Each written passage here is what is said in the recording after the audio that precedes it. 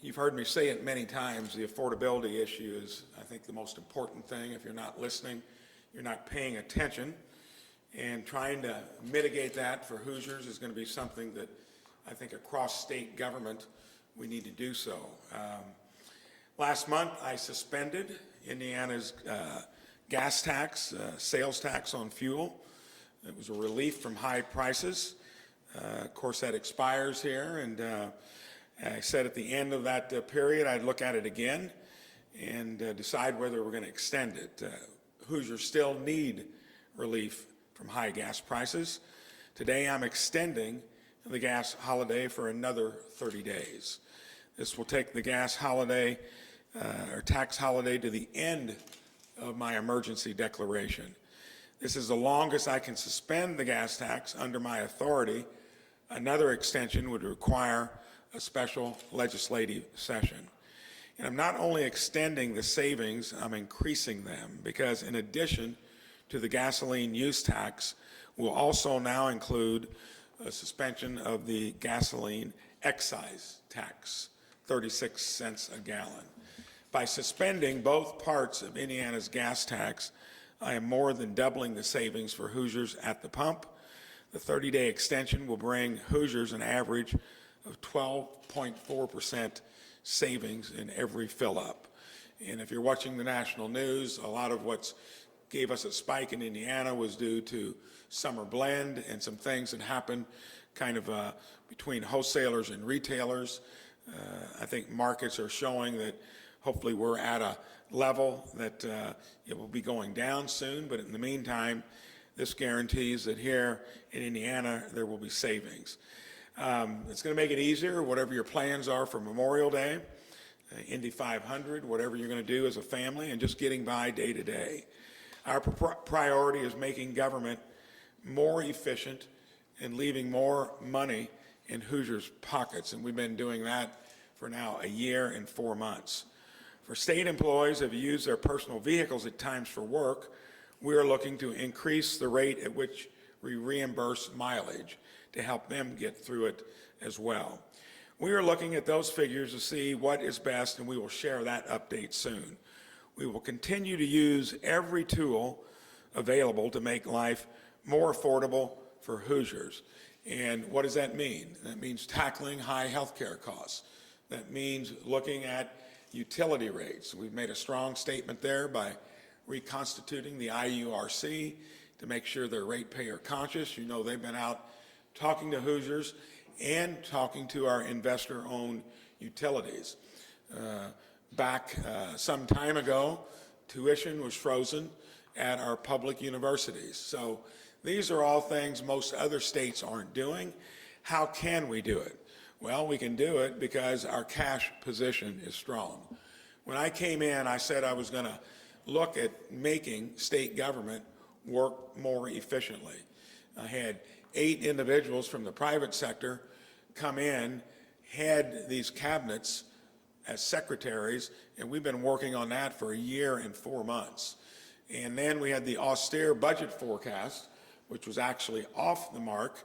It was reset in December, and it puts Indiana in a place where our economy is growing faster than any of our peer state neighbors, twice as fast as Ohio's, twice as fast as Illinois', 3 times as fast as Kentucky's, 6 times as fast as Michigan's. Economic development, you can see it almost every week. We're ribbon cutting somewhere. That whole reconstitution of IEDC, making sure that we're growing our economy and doing it more broadly through a regional approach, is paying off big time. When you look at how we're outperforming even the new forecast on budget, it puts Hoosiers in good shape. So it means that once we get through these choppy waters on gas prices, you know, I've been vocal about trying to invest in childhood early learning, child care, and again, tackling some of the highest health care costs that we got in the country with some of the poorest outcomes. So the more we run the state well, we produce dividends there. The more we promote economic development and growth across the state, it enables us to do these kinds of things and still keep everything else healthy. So I'll entertain any questions you might have. Governor, have you been speaking to the General Assembly about being on standby to come in for a special session if needed on this? Not at this point. I think they're aware, if they're listening, that the next step, if we want to do more than what I've done with my own emergency authority, that they would need to be involved. So we have not discussed that particularly. With this additional suspension, are there any road projects or infrastructure projects that are on hold or have to be delayed because of it? No, when we were collecting higher revenues, we benefited from that. So that offsets some of this. We've got reserves within NDOT. The biggest issue with NDOT is not now, it's how we're going to road fund in the future. Because the last road funding bill we did as a state was back in 2017. And when it was done, it clearly was going to flatten out in 24 like forecasted and then slightly wane year after year. So we need to figure out, and that'll be a legislative challenge of what we're going to do with across the board good cash flow. We've never done anything out of the regular budget generally for infrastructure. Community crossings is something that I think has been a successful program. I want to enhance it. I think we can do it. We've got a inventory of smaller projects we're going to work down, and it means any larger projects across the state, until we get another plan in place for long-term road funding, will have to be probably stretched out and getting less done in the amount of time you would have wanted to do it in the past, and it'll require cost sharing on anything major from some of the beneficiaries in those areas. Sir, is there any opportunity to tackle redistricting again ahead of the general election, or has that ship sailed? I think that ship has sailed due to the fact that the only place that can be entertained is probably, in a way before your primary. And of course, ours has passed, and I think in the instance of places that are doing it, it's based on another reason than whether you're going to mid-decade redistrict or not, due to the court ruling that recently came down, and that doesn't apply to us. Governor, Are do you you think going the to call results for- last night put Leader Bray's leadership in jeopardy, and would you support a change? I think what I would take from that is that you not only misread what to do on redistricting, but you may look at what you've been doing over the last few years. And in the year and 4 months I've been here, I'm trying to take Indiana to a level we haven't seen before. And of course, the roadblock is generally in the Senate.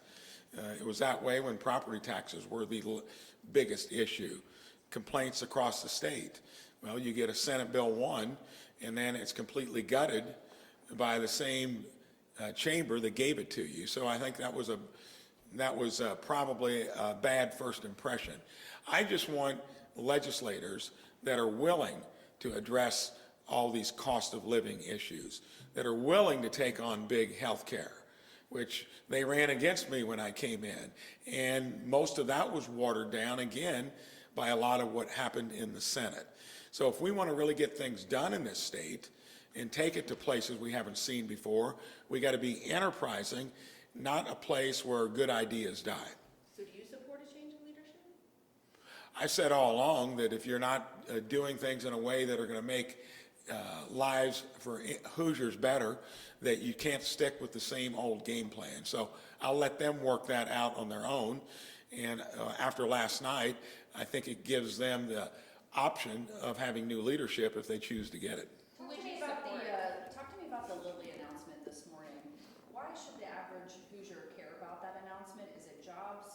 Why should the average Hoosier care about that? So I think if we ever forget why we're prosperous as a state, it's not from government. The biggest failing there, of course, is people that look to the federal government for that. Well, they run their operation by borrowing from our kids and grandkids.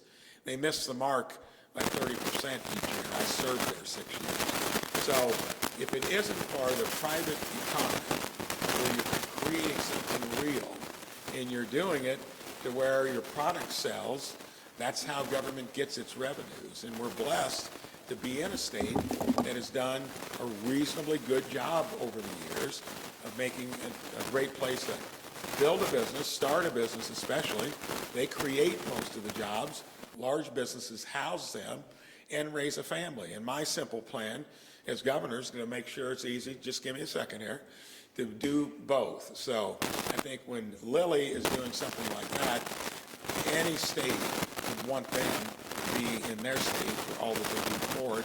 And I want to get other companies like that, and I especially want to encourage Main Street small businesses to feel that this is the place to do it. Thank you so much for your questions. Did you all get that? Are you? The clock started cutting out about a third of the way through his answer. Okay, just turn on the. Well, you've got that I- recorded, don't you? Yeah, the live feed should have that for you all. You were just worried about